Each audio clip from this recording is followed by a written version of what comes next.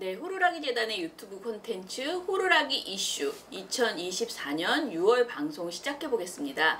안녕하세요. 저는 호루라기 재단의 김원경 이사입니다. 네, 오늘 저랑 같이 방송하실 분 모셨는데요. 저랑 같이 호루라기 이사하시는 분입니다. 인사해 주시죠. 네, 안녕하세요. 호루라기 재단 이사를 맡고 있는 이해관이라고 합니다. 예, 이해관 이사님은 사실 굉장히 유명한 공익제보자세요. 공익제보자 중에서 굉장히 성공하신 분 아닌가요? 네, 그렇다고들 얘기하죠. 소개 좀 해주세요. 어떤 공익제보를 하셨는지. 예, 벌써 10년이 넘었는데요. 2011년에 우리나라의 제주도를 세계 7대 자연경관으로 뽑게 만들자 이런 열풍이 대단했습니다. 전화투표로 진행되는 것이었고요. 그런데 그게 뭐 이제 유네스코가 주관하는 거다 이거 다 개구라고 사실은 버나드 웨버라는 스위스의 그냥 재벌이 자기 돈벌이로 하는 겁니다. 그래서 전화투표를 진행하는 거고 심지어 제주도 같은 경우는 행정전화로만 이제 200억 이상 그 전화투표를 할 만큼 대단한 열풍이 있었는데 그게 전화투표를 통해서 얻어진 통신 수입을 통신사와 그 버나드 웨버라는 재벌이 나눠 갖는 거예요.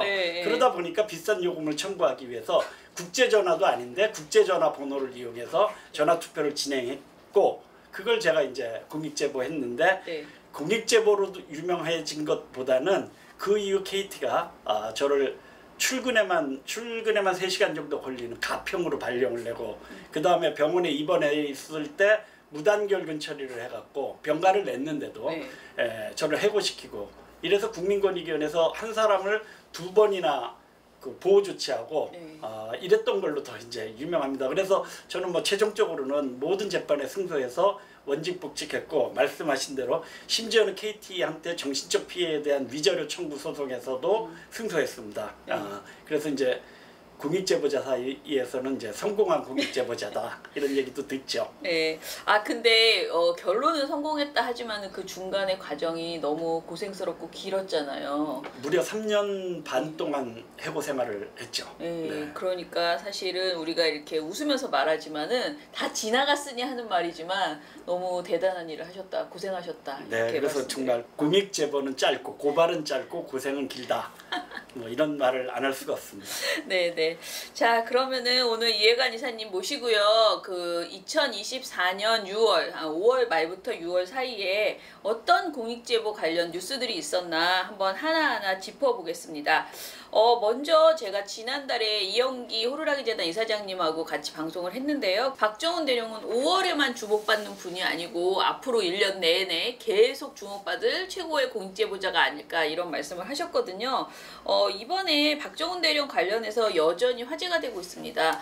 며칠 전에 그 법제사법위원회에서 입법청문회를 했는데 박정훈 대령이 정말 거기서 정말 멋있는 그런 이제 말씀을 하셔가지고 다들 두근두근 하셨을 거예요. 그래도 우리에게 저런 군이 있어서 정말 다행이다 이런 생각을 하셨을 텐데요. 이런 말씀을 하셨어요. 저는 보직해임됐고 집단항명 수개 구속영장 청구 등을 거쳐서 기소되어 군사재판을 받고 있습니다. 또한 현재 사령부로부터 약 4km 떨어진 독립수경지 사무실에 격리되어 11개월째 아무런 임무도 없이 출퇴근만 하고 있고요. 모든 업무로부터 배제되고 부하들과의 자유로운 접촉도 차단된 상태라고 합니다. 박 대령은 한 개인이 국가 권력을 상대로 그것도 최고 권력을 상대로 이렇게 버틴다는 것은 기적 같은 일입니다. 매일 죽음 같은 시간을 보내면서도 제가 참고 견딜 수 있는 힘은 오로지 국민 여러분들의 지지와 응원이 있기 때문입니다. 이 자리를 빌려 진심으로 감사드립니다. 이렇게 이야기를 하셨어요. 전 이 발언을 들으면서 참 많은 공익제보자들이 경험해 본 것을 정말 그대로 그 수순 그대로 겪고 있다. 물론 더 많은 응원을 받기도 하고 더 힘들기도 하시겠지만은 사실은 많은 분들이 겪은 내용을 그대로 겪고 있다라는 생각도 들었는데요. 이해관 이사님은 박정훈 대령에 대해서 어떻게 보셨어요? 그러니까 뭐 어느 국민이나 다 그 청문회 보신 분들은 정말 이 박정훈 대령의 고난 이런 거에 대해서 참 공감하고 뭐라도 도와줘야겠다 이런 생각하셨을 것 같은데요. 언론과 모든 것이 집중되어 있는 이 사건에조차도 저 국방부나 그 상급자들이 저렇게 뻔뻔하게 나오는데 일반 언론에 잘 보도 안 된 사건은 오죽하겠습니까? 그런 면에서 조금 다시 한번 우리가 공익제보자들에 대해서 관심과 주의를 환기했으면 좋겠고요. 또 한 가지 꼭 드리고 싶은 얘기는 저도 청문회 보면서 만일 그 상급자들 주장대로 박정훈 대령이 완전히 쌩 거짓말하는 거다 라고 한다면 아마 저라면 국회의원들이 마이크를 뭐 뺏어도 나 할 말 있습니다 그러고 엄청 말 많이 할 수밖에 없을 것 같아요. 그런데 정말 뻔한 거짓말을 저렇게 국회까지 나와서 하는 분들이 우리나라의 주요 지도부다, 군의 또 지도부다. 이거 정말 참 많은 걱정이 들기도 했습니다. 그래서 다시 한번 좀 공익제보 문제에 관심을 많이 가져주시고 박대령 응원하는 건 뭐 모든 국민이 다 아마 청문회를 보신 분이면 다 아실 것 같아요. 그와 동시에 꼭 말씀드리고 싶네요. 네네. 자, 그리고 다음 두 번째로는 또 우리 권익위 이야기를 안 할 수가 없습니다. 최근에 김건희 여사의 명품백 수수 관련해서 권익위원회가 사건을 종결 처리한 후에 이 권익위 이상이 정말 땅바닥에서 지하를 지금 파고 들어가고 있습니다. 지난 6월 10일 권익위가 사건을 종결 처리하자 그 권익위의 청탁금지법 질의응답 게시판이 있거든요. 이 게시판에 시민들이 지금 막 질문을 올리고 있는데 그 내용을 보면 국민이 얼마나 화가 났는지를 느낄 수가 있어요. 제가 한번 읽어볼게요. 대통령 영부인께 명품백 선물을 하려고 합니다. 금액은 300만 원 상당입니다. 이번에 공직자 부인에게는 비싼 선물에도 문제없다고 들었습니다. 아시는 공직자 부인에게 고급 시계를 선물해도 되는지 회신 부탁드립니다. 명품을 좋아하시는 듯하고 드려도 문제가 없다고 해서요 라고 이렇게 얘기하고요. 또 이런 얘기도 있습니다. 대통령 부인께 300만 원 상당의 우리 전통의 엿을 선물로 드려도 문제가 되지 않을까 문의드립니다. 대한민국 영부인 우즈베크 순방 기념으로 조그마한 명품백과 책을 선물하고 싶은데 선물을 증정했을 때 대통령 기록물로 분류되는지 따로 문제가 되진 않는지 선물하기 전에 권익위 측의 의견을 여쭙고자 합니다. 덧붙여 금액은 일전에 전혀 문제가 되지 않았던 수준으로 맞춰보고자 합니다. 이런 질문 내용들을 올렸어요. 어떻게 보셨어요? 저는 사실 권익위로부터 아까 말씀드린 대로 2번이나 구제를 받은 사람이라서 최근에 이 정말 끝없는 추락에 정말 누구보다도 안타까움을 금할 수가 없는데 이게 뭐 내용도 내용이지만 이 조사 기간 문제도 이거 저는 참 천차만별인 게 문제라고 생각합니다. 지난달 호루라기 이슈에서도 얘기됐던 거지만 김건희 여사 관련 결과는 접수된 지 무려 6개월 만이었죠. 그리고 지금 이제 언론 탄압 문제로 선봉에 섰다 이런 비판을 받는 방통심의위 관련 신고 처리도 하세월입니다. 그렇다면 국민권익위가 손이 모자라서 이렇게 질질 끄는 것일까 살펴봐야겠는데 늑장 처리 일색인 여권 관련 신고와 달리 야권 인사를 겨냥한 신고는 일사천리로 정말 처리돼서 빠르게 처리가 그렇습니다. 되더라고요. 예를 들면 이재명 민주당 대표의 부인 김혜경 씨의 법인카드 사적 유용 의혹은 앞서 경찰 수사 결과가 불성취됐음에도 권익위에 신고 접수된 지 34일 만에 정말 번개같이 대검에 이첩되었거든요. 이렇게 전임 정부에서 임명된 공영방송 경영진을 찍어내게 할 때도 권익위가 또 힘을 보태기도 했었어요. 남영진 전 KBS 이사장과 MBC 대주주인 그 방송문화진흥회 권태선 이사장, 김석한 이사 이 사람들을 그 내보낼 때 권익위가 조사가 개시된 지 각각 28일, 41일 만에 수사 의뢰를 탁 보내버리거든요. 그러니까 자신들이 빨리 해치워야 될 사람들에 대해서는 엄청 빠르게 조사가 돼서 결과를 거의 대부분 이제 수사 의뢰로 결론이 나는데 지금 이 김건희 여사 그리고 또 이 방송통신심의위원회의 그 위원장 이런 분의 경우에는 그냥 붙들고 있거나 아니면 이렇게 종결 처리를 해버리는 말도 안 되는 이유로 종결 처벌을 해버리는 거죠.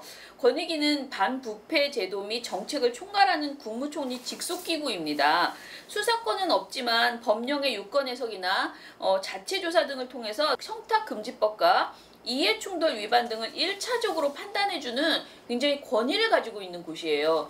그래서 권익위를 거쳐서 수사기관에 이첩될 경우에 그렇지 않고 그냥 고발한 것과는 다르게 훨씬 힘이 실린다라는 것입니다. 이 권익위를 거쳐서 되는 사건의 경우에는 뭔가 이 국민들의 주목도 훨씬 더 많이 받게 되죠. 그렇게 중요한 권익위의 수사가 정부의 통치에 활용되어서 이렇게 일관성 없게 휘둘리는 것, 이것은 정말 심각한 일이 아닐 수 없다. 그래서 권익위가 정말 독립성이 필요한 곳이구나 이런 생각을 정말 많이 하게 돼요. 정부가 바뀔 때마다 너무 많이 맞습니다. 편차가 생기잖아요. 예. 정부 눈치를 봐서는 권익위는 정말 직무유기다. 네. 이렇게밖에 얘기할 수 없고요. 네. 내부에서 좀 목소리가 났으면 좋겠습니다. 저만 해도 네.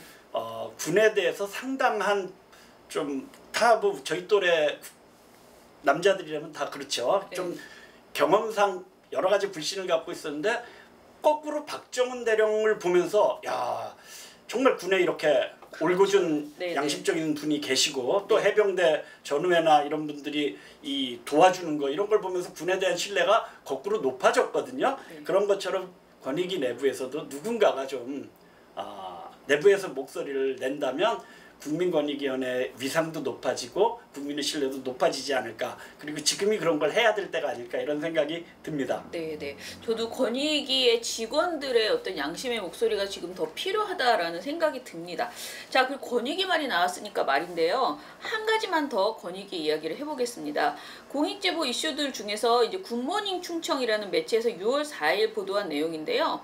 제목이 권익위 구조금 제도 개선 시급, 지원 횟수도 미공개라는 것입니다. 보도 내용은요. 권익위의 보조금 지원 제도가 신고자들에게 버팀목이 되어주지 못하고 있다라는 것입니다. 실제로 도움을 받는 경우는 20%가 되지 않고요. 권익위원장 직권으로 주는 긴급 구조금이라는 것도 있는데 이것의 실제 지원 횟수조차 언론 공개가 되지 않고 있다라고 지적하고 있습니다. 이 보도에서는 한 공익제보자를 둘러싼 사연을 중심으로 얘기를 하고 있는데요.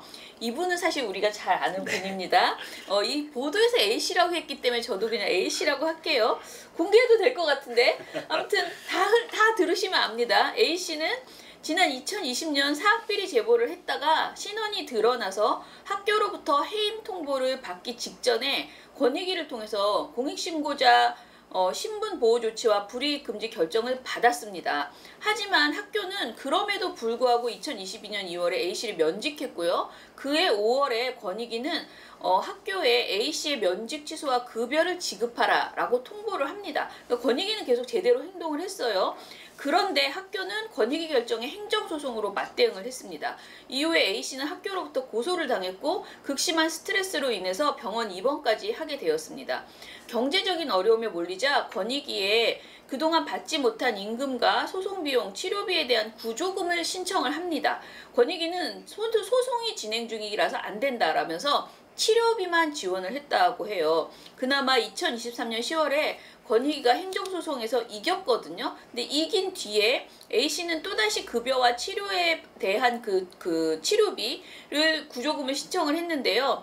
7개월이 지나도록 보상심의위원회가 열리지 않고 있다라는 것입니다. 권익위에서는요. 그 조사관 변경 등으로 인해서 그러니까 심의나 조사가 이미 2번이나 미뤄졌고 그리고 이런 걸 신청한 건수가 너무 많다라는 이유로 심의위원회 또한 일정이 연기되고 있는 상태라고 합니다.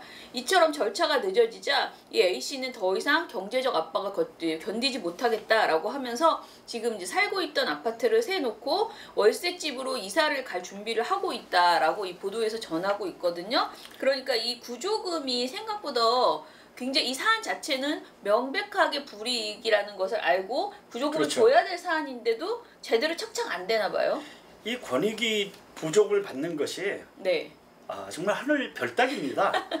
이래요? 이 네. 기사에도 나오듯이 2024년 국회 정무위원회 국정감사에서 국민의힘 강민국 의원은 공익 부패 신고 등 전체 구조금 신청 건수 204건 중 지급 건수는 31건, 네. 15% 남짓입니다. 네. 머물렀다고 질타했고요. 또 더불어민주당 홍성국 의원도 10년간 권익위가 공익신고자의 쟁송비용으로 구조금을 지급한 건수는 달랑 6건. 예, 정말 적네요. 네, 13년째 구조금 제도를 운영 중인 권익위의 구조금 총액이 약 1억 3천여만 원으로 이는 서울시 교육청의 1년 평균 구조금 지급액의 3분의 1에 불과한 실정입니다. 네. 권익위는 지난해 3월 긴급한 경우 권익위원장 직권으로 구조금을 먼저 지급하고 사후에 전원위원회 심의 의결할 수 있게 됐다고 홍보까지 했지만 집행된 건수 공개는 꺼리고 있어요. 굿모닝 충청이 공익신고 긴급구조제도 시행 후 지급건수와 긴급이란 어떤 경우인지 어떻게 판단하는지를 서면으로 권익위에 물었지만 답변에는 공익신고자 보호법 제27조 2항 같은 법 시행령 어쩌고저쩌고 네. 해서 종합적으로 고려해서 뭐 이런 얘기만 적혀 있을 뿐 뭐 그 건수에 대한 내용은 전혀 없다는 겁니다. 네네.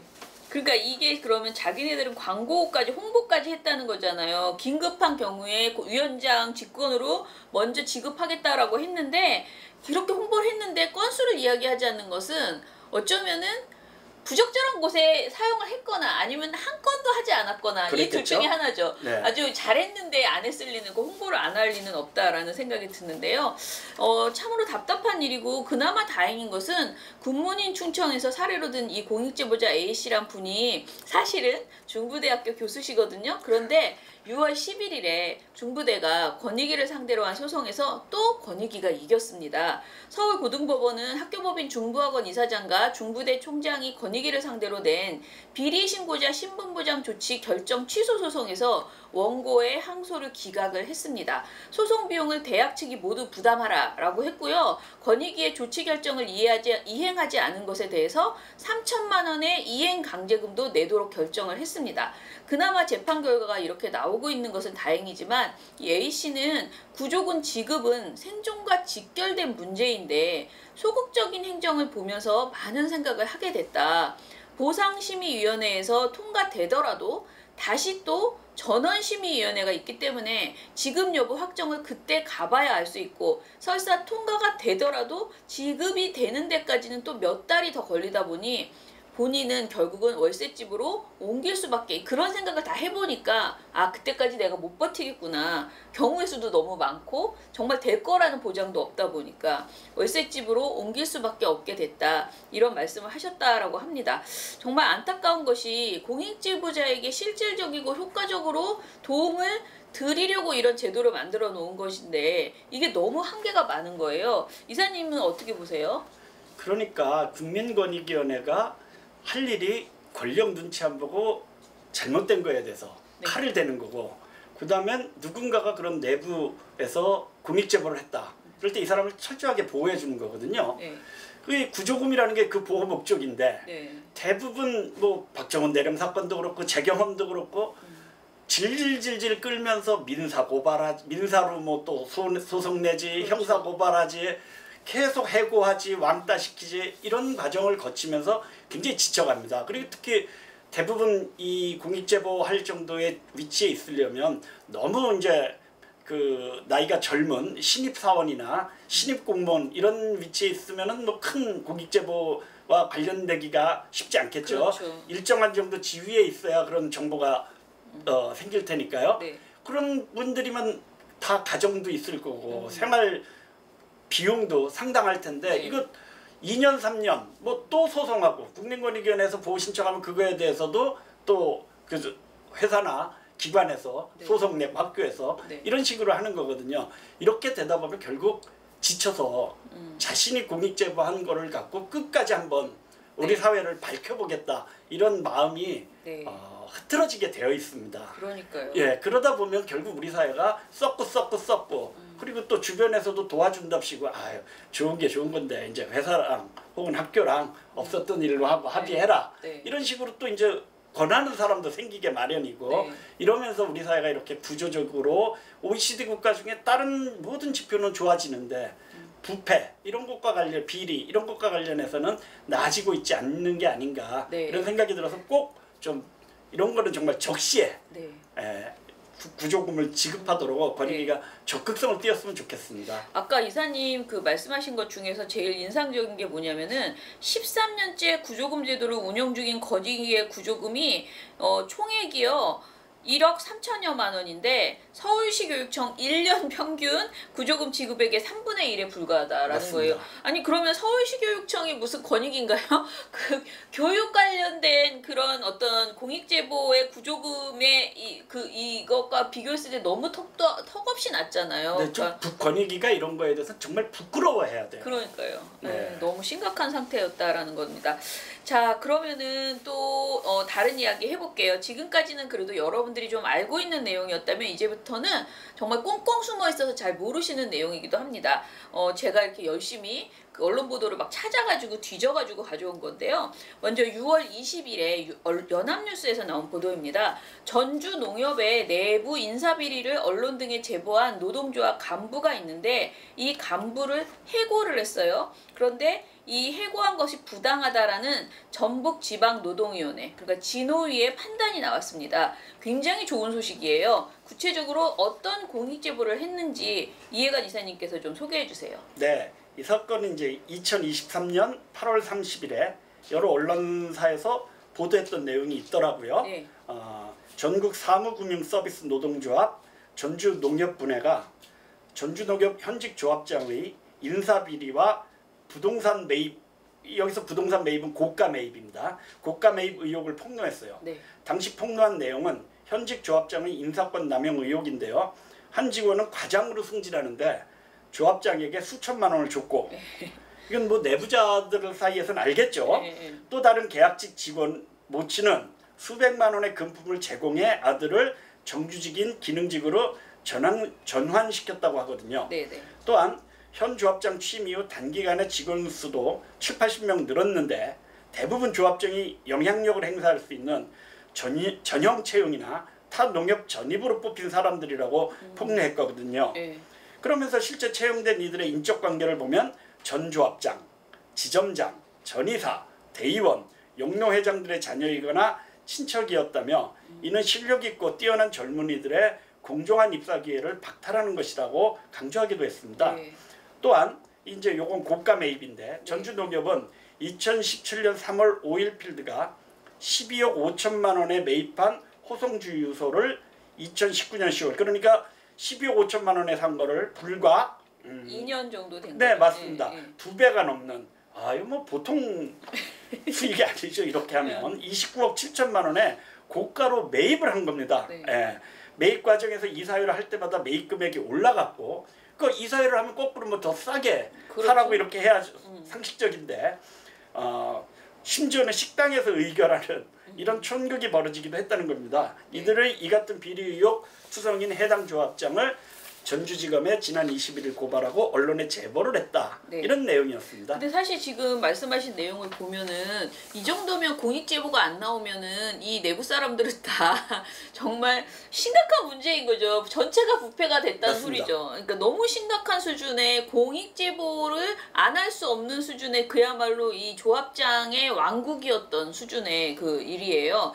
이런 공익제보에 대해서 전주농협 측은 모두 부인했어요. 직원 채용과 승진은 모두 공정하고 깨끗하게 이루어졌다 이렇게 주장했고요. 심지어 작년 12월 11일에 내부 자료를 언론사에 제보했다는 이유로 이 진석이라는 분회장님을 해고했습니다.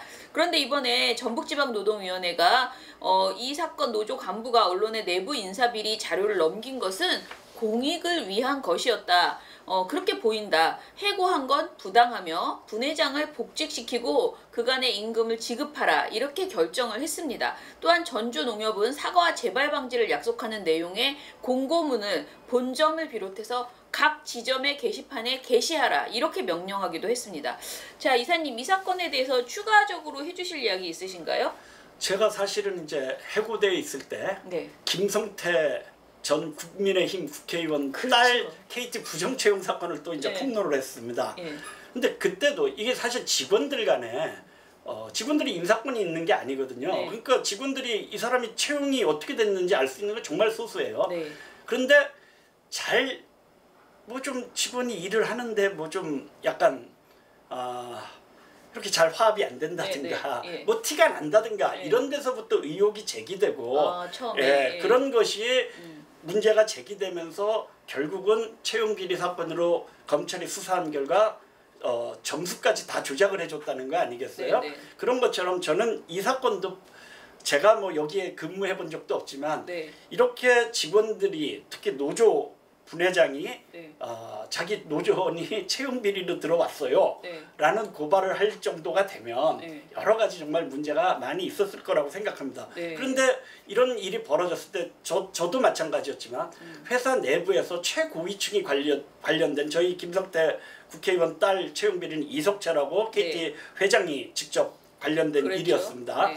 그런데 고위층이 관련된 일이니까 사내에서 프로세스를 통해서 이런 문제가 제기될 수 있으면 얼마나 좋겠습니까? 네, 네. 근데 전혀 그렇게 되질 않아요. 네, 네. 그러면 당연히 언론이나 이런 사회적 문제 제기를 할 수밖에 없는데 그렇게 되면 여기 나와 있는 것처럼 이제 정보 유출이니 뭐 개인 신상을 뭐 외부에 공개했다느니 네. 이런 걸로 고발하고 네. 이렇게 했습니다. 그런데 그렇게 해서 해고한 사건을 잘못된 것이다 라고 판결은 앞으로도 우리 사회를 좀 투명하고 맑게 만드는데 네. 굉장히 힘이 되는 진호위의 아주 좋은 판정이다 이렇게 네. 말씀드리고 싶습니다. 네, 이 진호위 판결이 정말 아주 좋다라고 사람들이 평가를 아주 좋게 하더라고요. 왜냐면은 이런 공익 제보를 했다는 이유로 그 진호위에서 이렇게 판결하는 게 또 그렇게 흔치는 않대요. 맞습니다. 예, 그래서 굉장히 반가운 소식이고요. 그리고 또 하나 이제 추가적으로 말씀드릴 게 전주농협이 이 사람을 또 고발도 했어요. 그 분회장을.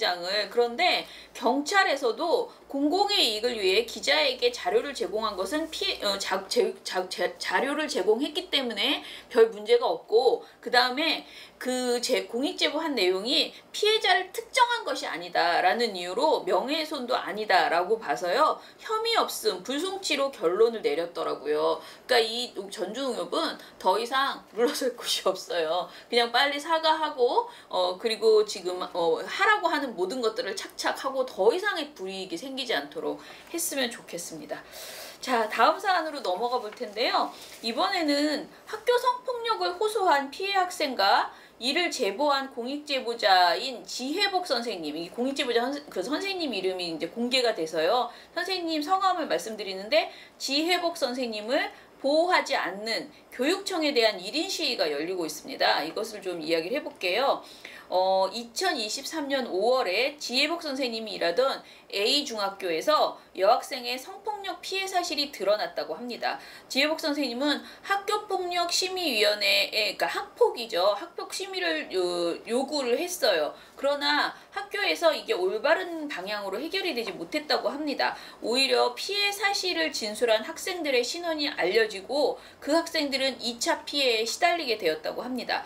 학폭심의 결과 가해 학생들은 서면 사과를 하는데 그쳤고요. 지혜복 선생님은 지난해 6월 말 이 사실을 교육청에 제보하게 됩니다. 학교 측이 이 사안을 은폐하고 축소했다라면서 교육청에 알린 거죠. 그런데 교육청 학생인권옹호관은 이에 대해서 조사를 실시하고 지난해 12월에 피해 학생들에 대한 2차 피해와 학교 내 갈등이 발생한 정황이 확인됐다라고 하면서 권고 결정까지 내렸대요. 그러니까 너무나 그냥 잘 진행이 되고 있다고 생각했는데 학교 측에서 한 대응이 기가 막힌데요. 이러한 권고 조치를 온전히 이행하지 않고 있고요. 오히려 이 지혜복 선생님을 다른 학교로 전보하기로 결정을 했다라는 겁니다. 이게 좀 부당 정보로 보이죠? 이거 뭐 말도 안 되는 겁니다. 네. 특히 이 피해자이신 지혜복 선생님은 사회교과 담당님이세요. 네. 이 선생님이 근무하던 A 학교에는 역사교과 선생님이 3명 계시고 2024년 교원 정원 감축으로 역사교과 선생님을 2명으로 줄여야 돼. 그러니까 1명 역사 선생님을 그분이 정원금 그렇죠. 가셔야 되는 거죠. 가셔야 되는 거죠. 네. 그런데 이 학교는 서울중부교육지원청은 역사교과와 사회교과는 통합교과라며 뭐 비슷하다 이런 거겠죠. 사회교과 담당 지혜복 선생님을 전보 대상자로 지정한 겁니다. 네. 사실 이러면 해당 학교는 사회교과 선생님이 부족해지는 거예요. 없어지는 거예요. 예. 한 분인데. 그러니까 성폭력 피해자들 곁을 지킨 선생님도 없애는 것일 뿐만 아니라 학생들의 학습 뭐 이런 거에 큰 피해를 줄 수도 있는 이런 결정을 한 겁니다. 성폭력 피해 학생들의 곁을 지키며 2차 피해를 막기 위해 싸운 선생님에 대한 부당 징계는 물론 교과 과정도 상당히 문제가 있는 거죠. 네. 이에 지혜복 선생님은 교육청 앞에서 피켓팅과 연좌 시위를 이어가고 계세요. A학교 성폭력 사안, 교과 운영 부조리, 공익제보 부당정보 처리를 위한 공대를 만들어서 현재 함께하고 있습니다. 네, 벌써 네. 70여일이 지났지만 많이 알려지지 않아갖고 좀 안타깝습니다. 네. 그런데 그래도 제가 지금 말씀드린 다른 사안에 비해서 이 사안은요, 한겨레 등 그 여성 그 젠더 이슈에 관심 있는 많은 분들이 보도를 하고 있기는 해요. 그런데 다른 그 공익제보에 비해서 조금 나오는 거지 다른 이슈들에 비하면은 쏙 숨어 그렇습니다. 있습니다. 그래서 굉장히 안타까워요.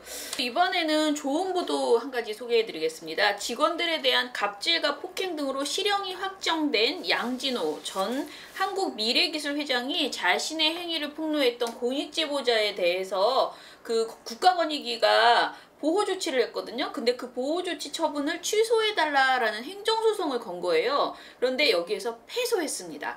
정말 다행이다라는 생각이 드는데 도대체 이런 사람이 뭐가 억울하다고 지금 자기가 이렇게 재판을 걸었는지 좀 어이도 없어요. 그래서 우리가 이 양진호 씨에 대해서 아주 짧게 말씀을 한번 드려볼게요. 이 사람 혐의를 말하려면 사실은 굉장히 많기 때문에 1시간 넘게 얘기해도 끝이 없습니다. 간단히 정리해보자면 먼저 이 사람이 갑질 의혹이 있어요. 회사 안에서 사실상 그 자신만의 왕국을 건설해가지고 말도 안 되는 그런 행동들을 너무나 많이 했거든요. 직원에게 폭행을 하고 기행을 저지르게 하고 여러 가지 일들이 있었어요. 뭐 해고도 하고 말도 안 되는 그런 일들을 하면서 결국은 이걸로 징역 5년을 확정을 받습니다. 그리고 지금 수감 중에 있는데요. 그 사이에 또 2023년 6월에 또 다른 대법원 판결을 하나 받아요. 이거는 특정경제가중처벌법 위반으로 한마디로 배임 혐의입니다. 자기가 감옥에 있는 동안에 생활비도 써야 되고 자기 변호사비도 써야 되니까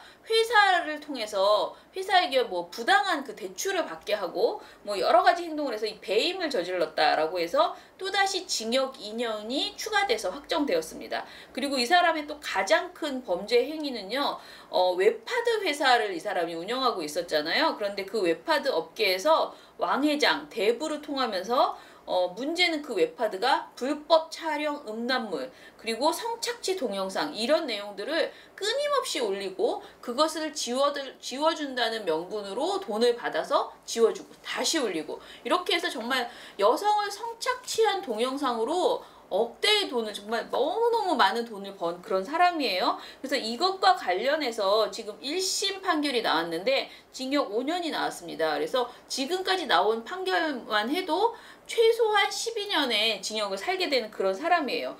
상식적으로 이런 행위를 한 사람이 지금 자신에 대해서 공익제보를 한 그 사람을 보호하지 말아달라라고 하면서 지금 소송을 한 거거든요. 이것에 대해서 좀 어떻게 생각하세요? 이게 이제 양진호 씨 개인이 아니라 회사가 한 거거든요. 네네. 이 공익 신고하신 분이 뭐 회사로부터 여러 가지 괴롭힘을 당했죠. 직위 해제도 당하고 뭐 해고도 당하고 네. 그 정말 사택에서도 쫓겨나고 굉장히 어려웠을 거 아니겠어요? 네. 이거에 대해서 보호 조치를 국민권익위원회가 한 겁니다. 이 사람 불이익 주면 안 된다. 네. 근데 이거를 이제 그 나가리 시켜달라 이런 소송을 낸 건데 네. 그 과정에서 이제 꼬투리 잡는 게 뻔한 겁니다. 정말 뭐 이분이 뭐 이렇게 행정기관 다니고 이러려고 바깥에 나간 걸 전부 다 이제 뭐 허락 안 받고 나갔다고 해서 이제 근태로 처리하고 네. 심지어는 이분이 뭐 감봉도 안 하고 월급도 줄어들고 이러니까 어쩔 수 없이 저녁에 뭐 다른 일도 약간 했을 거 아니겠어요? 네. 그런데 이걸 겸직을 했다. 이래서 회사를 성실하게 일한 게 아니다. 네. 라는 이유로 이제 해고를 시켜놓고 이분을 권익위가 복직시켜라 하니까 이렇게 한 겁니다. 근데 이런 소송이 아마 공익제보자 대부분 겪은 일일 거예요. 네. 더구나 이게 회사가 나서서 하거든요. 이 회사가 정상적인 회사려면 이렇게 불법 경영을 일삼은 양진호가 손을 떼라. 네. 이런 소송을 내야 마땅한데 이걸 용기 있게 공익제보한 사람을 그 복직시키라는 권익위를 상대로 소송을 한 거고 이 재판 비용 회사 비용으로 처리될 거고 네. 저도 국민권익위원회는 행정기관이라서 나중에 뭐 큰 그 소송 같은 거 네네. 그 패소 비용이 별로 안 나온다고. 패소 비용 안 네. 나오죠. 네. 이런 것 때문에 정말 회사에서 하는 거에 대해서 조직에서 하는 거에 대해서 많은 사람들이 맞설 엄두를 못 내는 것이고 그러면 그럴수록 우리 사회는 아주 불투명해지는 것이다. 네. 그런 면에서 참 좋은 판결이다 이렇게 네. 말씀드리고 싶습니다. 그러니까요. 이번 판결은 저희도 환영할 만한 내용입니다. 자, 그 다음에 또 다른 사안이 있는데요. 최근에 그 의사들과 정부의 갈등이 계속 심각하게 이어지고 있잖아요. 이런 상황에서 이것이 톡 튀어나와가지고 아 이거 원래 막 굉장히 많았던 건데 왜 지금 이 이야기가 나올까 그런 생각도 듭니다. 바로 제약회사의 불법 리베이트 관련된 공익제보들 이런 게 요즘 보도가 제법 되고 있습니다. 가장 지금까지 말한 모든 내용 중에 가장 많이 보도가 됐다라고 보시면 됩니다. 이번에 고려제약이 의사 1000여 명을 대상으로 해서 불법 리베이트를 제공한 정황 이것이 경찰을 통해서 확인이 되었다라고 알려지고 있는데요. 이번 고려제약 수사는 국민권익위원회 공익신고에서 비롯되었다고 합니다.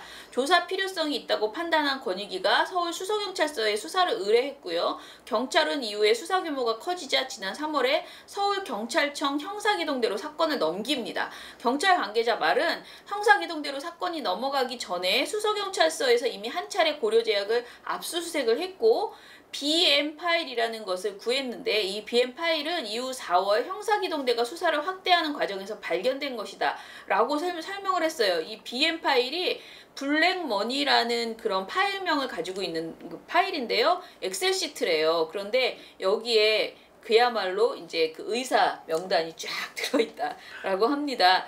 아, 계속 드는 생각은 왜 이 그 제약회사 리베이트는 진짜 매해 나오는 그런 공익제보 이슈인데 이번에만 이렇게 많이 보도가 됐을까? 좀 약간 좀 기분이 찜찜하긴 합니다. 그럼에도 불구하고 어찌됐든 이 제약회사 리베이트 문제는 심각한 문제이기 때문에 이것에 대해서 좀 어떻게 보시는지 설명 좀 해주세요. 예, 제가 검색을 해보니까 네. 보건복지부가 3월 21일부터 5월 20일까지 그러니까 막 의정 갈등이 막 생기고 막 이럴 때이겠죠. 네. 의료기기 불법 리베이트 집중 신고 기간을 운영했더라고요. 네, 네. 어쨌든 그러다가 이제 고려제약 이게 터진 건데 네. 어쨌든 이게 이제 일회성 사건으로 정말 어떤 정치적인 이런 게 아니라 네. 일회성이 아니라 꾸준히 앞으로도 했으면 좋겠습니다. 우리 공익제보 하신 분들 중에 적지 않은 비중을 차지하신 분들이 이분들이었는데 네. 그때 뭐 많이 외면당했거든요. 이번에 좀 정부에서 이제 의정 갈등용 말고 네. 정말 좀 투명하게 한다 이런 차원에서 이거는 발본색원했으면 좋겠습니다. 네, 그러니까요. 이렇게 한 가지라도 제대로 수사가 되면은 또 그게 선례가 되어가지고 그렇겠죠? 다른 회사의 리베이트 문제도 공익제보가 좀 더 많이 나오지 않을까 이런 생각이 듭니다. 자, 이제 거의 마지막으로 다가가고 있는데요. 한 2개 남았습니다. 세종시 의회에서 교육안전위원회가 있는데요. 이 위원들이 지난 5월 24일에 세종시 교육청 공익신고 처리 관련된 조례안을 원안 가결을 했습니다. 그리고 6월 21일에 세종시 의회 본회의 의결을 거쳐서 최종 확정이 되었거든요. 이 조례안은 공익신고자 보호법과 같은 시행령에 따라서 세종시 교육청에 들어오는 모든 공익신고를 어떻게 접수하고 처리하고 신고자를 보호할 것인가 이런 관련된 업무 절차를 잘 정리해 놓은 그런 조례라고 보시면 될 것 같습니다. 이해관 이사님이 조금 주요 내용을 정리해 주시죠. 네, 일단 주요 내용은 공익신고자 보호제도를 교육하고 공익신고센터를 설치하고 네. 공익신고 책임관을 지정하고 공익신고 상담, 비밀보장 의무, 불이익 등 금지, 인사조치 우선 고려, 네. 신변 보호 안내, 공익신고자 보호, 공익신고자 보호 지원위원회 설치, 보상금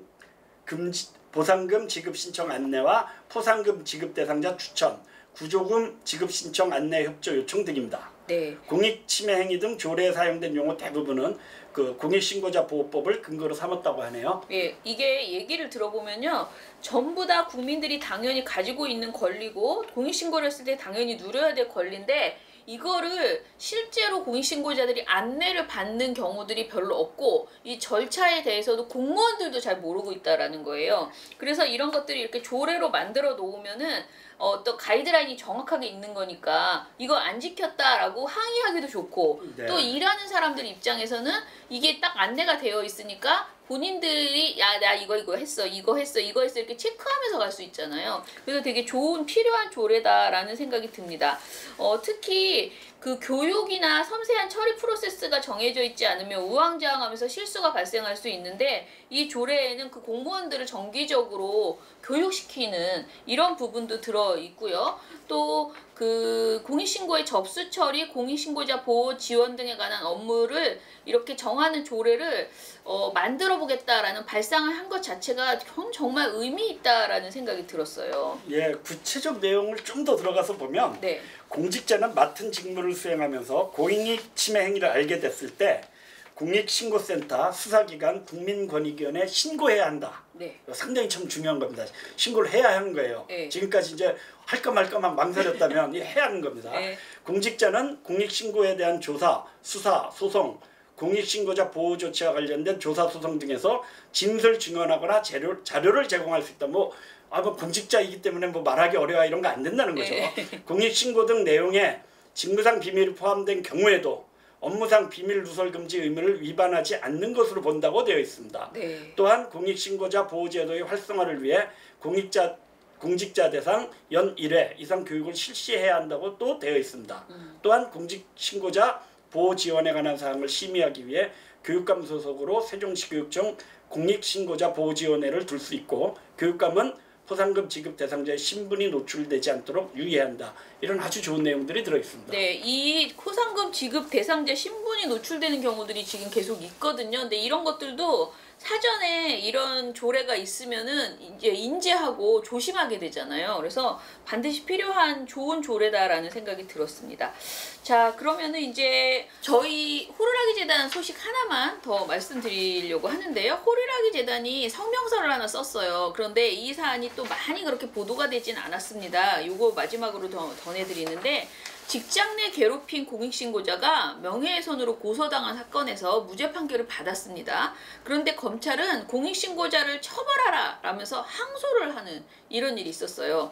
호루라기 재단이 이 사건에 대해서 이제 뭐라고 했냐면은 공익신고자 사건을 대하는 우리나라 검찰의 수준을 보여주는 것이다. 그러면서 이렇게 규탄하는 성명을 냈는데요. 조금 더 내용을 들여다보면 해양수산부 산하에 국립해양과학관이라는 곳이 있습니다. 이곳에서 직장 내 괴롭힘을 호소하는 동료 직원들을 위해서 나선 연구원이 오히려 명예훼손 등으로 고발당했습니다. 직장 내 괴롭힘의 확실한 증거 자료를 확보하기 위해서 욕설을 해대는 상사의 목소리를 녹음해서 인사팀에 제출을 했는데요. 이것이 통신비밀보호법 위반이라는 것입니다. 지난 4월 2일에 열린 국민참여재판에서 이 공익신고자는 국민배심원 7명의 만장일치로 무죄 판결을 받았거든요. 이에 판사는 무죄를 선고했습니다. 배심원들은 무죄 판결 후에 일제히 일어나서 제보자의 용기 있는 행동에 박수를 치며 격려하기까지 했다라고 하는데요. 이것에 대해서 지금 검찰이 불복했다라는 것이거든요. 정말 한심한 것이죠.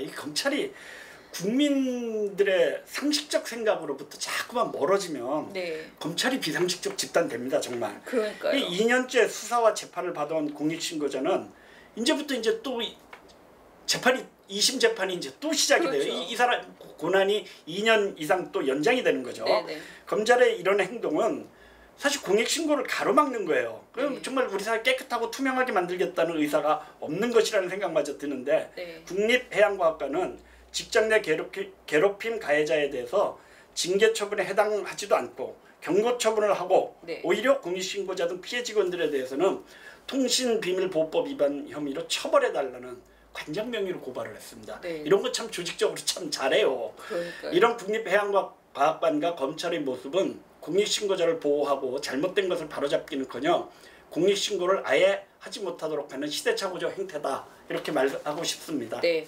자, 이 해양과학관 여기는 지금이라도 이 공익신고를 한 연구원에 대해서 고발을 취소하고 취하하고 검찰은 진짜 이 항소를 취하하기를 바라고요. 사실 우리 사회가 계속 이게 문제가 된다고 생각하는 게 공익제보자가 고발한 그 내용의 사실 여부를 보고 이야기를 해야 되는데 많은 회사에서는 이 사람을 너무 내 사람이면 감싸고 괴롭히고 내 사람이 아니면 어떻게 해서도 괴롭혀가지고 내쫓고 이렇게 되고 있는 것이 아닌가 그런 생각도 들어요. 지금 이건 직장 내 괴롭힘이기 때문에 그 행위가 직장 내 괴롭힘이 맞다 하면은 무조건 처벌해야 되는 것이거든요. 근데 이게 싸고 도는 거잖아요. 그런 사람은. 이런 행위 자체가 참 문제이고, 그리고 검찰이 여기에서 또 이렇게 이제 그 고발을 그러니까 항소를 또 했다라는 것 자체가 참 정말 부끄러운 현실이다라는 생각이 듭니다.